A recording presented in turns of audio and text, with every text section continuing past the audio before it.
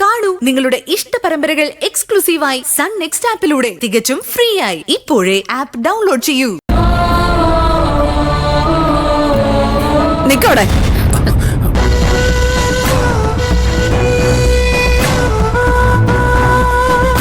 നീ ഈ ചടങ്ങിൽ പങ്കെടുക്കണ്ട.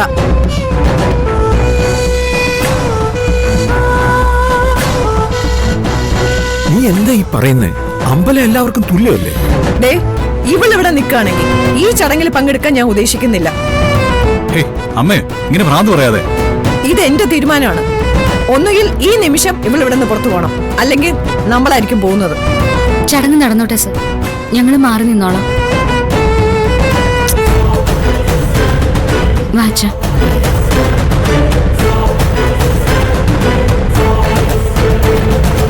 കാർത്തികേ,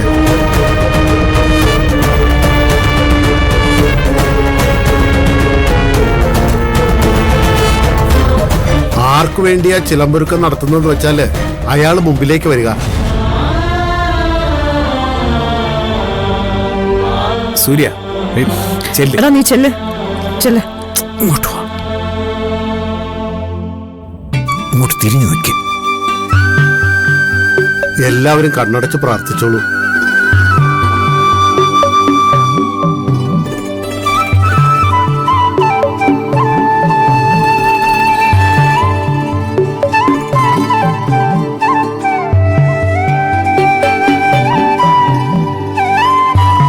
ഇനി ചിലമ്പുകൾ അമ്മയുടെ പാദത്തിൽ സമർപ്പിക്കാം.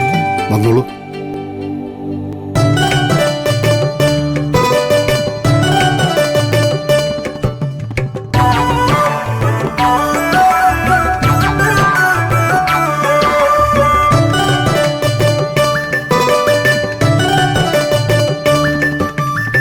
അമ്മ പ്രസാദിച്ചിരിക്കുന്നു. അമ്മയുടെ അനുഗ്രഹം എല്ലാവർക്കും ഉണ്ടാവും. എന്തിനു വേണ്ടിയാണോ ഈ നടയിലെത്തിയത്, ഒട്ടും വൈകാതെ അത് തീരുമാനിക്കപ്പെടും.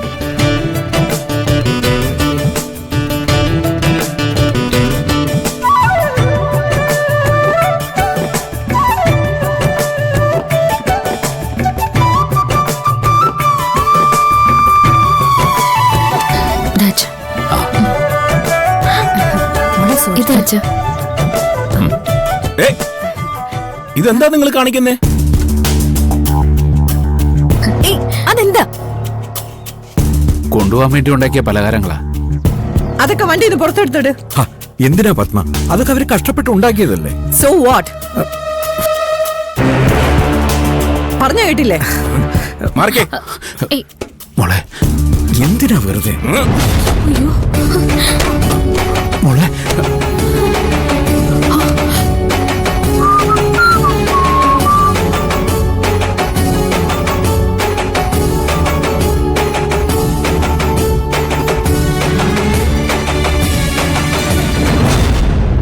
നന്ദിനി, നന്ദിനി, അതിലെടുത്ത് എന്റെ വണ്ടിയുടെ ഇടുക്കിൽ വെച്ചു.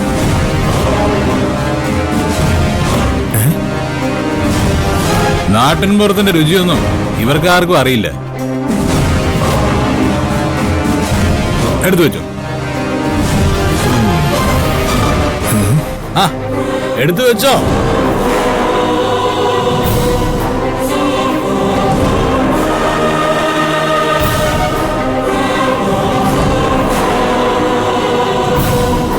മോളെ അതേ കൊണ്ടുവന്നേ. നാട്ടിൻപുറത്തായാലെന്താ നഗരത്തിലായാലെന്താ, അളിയനെല്ലാം വെള്ളം ഓടിക്കാനുള്ള സ്നാക്സ് തന്നെ.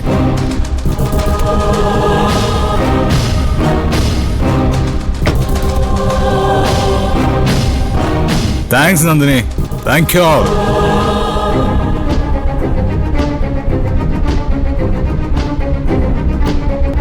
പിന്നെ നിന്നോടൊക്കെ ഒരു കാര്യം പറയാനുണ്ട്.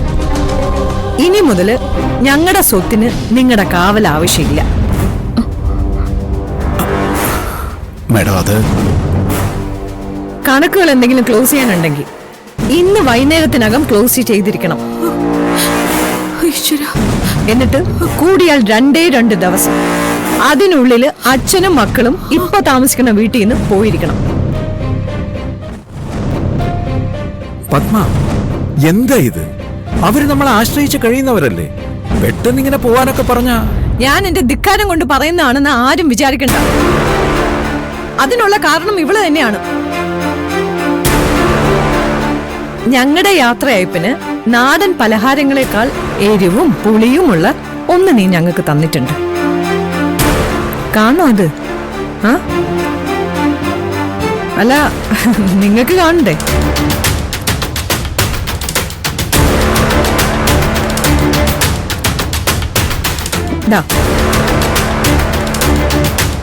ഈ വീഡിയോ പറയും ഇത്രയും കാലം ഇവൾ ഇവിടെ എന്തൊക്കെയാ ചെയ്തു കൂട്ടിയെന്നും എത്രയൊക്കെയാ സമ്പാദിച്ചു കൂട്ടിയെന്നും. കാണും. യതീന്ദ്രൻ മുതലാളിയുടെ തെങ്ങുംതോപ്പ് കൊള്ളയടിച്ചതിന്റെ പേരില് കാർത്തികേട്ടൻ ശിക്ഷിക്കപ്പെട്ടത് എല്ലാവർക്കും അറിയാലോ. പക്ഷേ യഥാർത്ഥത്തില് കാർത്തികേട്ടന്റെ ഭാഗത്ത് ഒരു തെറ്റുമില്ല.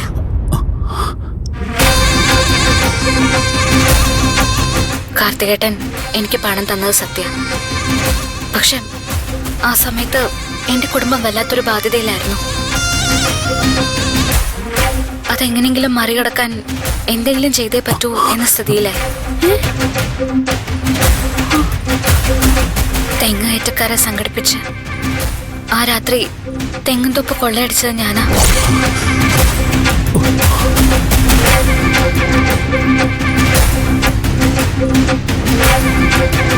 തേങ്ങ വെട്ടിവിറ്റ് എന്റെ ആവശ്യങ്ങൾ ഞാൻ നടത്തി. പക്ഷെ അത് മുതലാളിയും കുടുംബവും അറിയാതിരിക്കാൻ കാർത്തികേട്ടനെ പഴിചാരുന്നതാണ് നല്ലതെന്ന് എനിക്ക് തോന്നി. അതുകൊണ്ടാ അങ്ങനെ സംഭവിച്ചത്. എല്ലാ തെറ്റും എന്റേതാ. മാപ്പ്.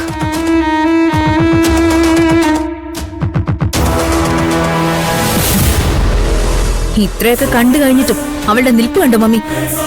ഞാൻ ഇവിടെ വന്ന് കയറിയതിന്റെ അന്ന് തന്നെ പറഞ്ഞതല്ലേ ഇവള് ഈ കുടുംബവും പ്രശ്നമാണെന്ന്. ആരെങ്കിലും കേട്ടോ? ഏതായാലും നമ്മളിവിടെ നിന്ന് ഇറങ്ങുന്നതിന് മുമ്പ് ഇത് കൈയോടെ പിടിച്ചത് നന്നായി. അല്ലെങ്കിൽ ഇവിടെ എത്ര കാലം ഈ വെട്ടിപ്പും തട്ടിപ്പും ഒക്കെ നടത്തിയേനെ. ഇവരെ പറഞ്ഞിട്ടൊന്നും ഒരു കാര്യമില്ല. എന്ത് ചെയ്താലും നിങ്ങളുടെ ഡാഡി ചെയ്തു കൊടുക്കുന്ന ഒരു പിൻബലുണ്ടല്ലോ, അതാണ് ഇവർ ചൂഷണം ചെയ്യുന്നത്. നിങ്ങൾക്കിപ്പോ സമാധാനമായല്ലോ അല്ലേ? ഇവളുടെ കാര്യത്തിലോ ഇവളുടെ കുടുംബത്തിന്റെ കാര്യത്തിലോ ഞാൻ എടുത്ത തീരുമാനത്തിന് ആർക്കെങ്കിലും എതിര് പറയാനുണ്ടോ? ഉണ്ട്.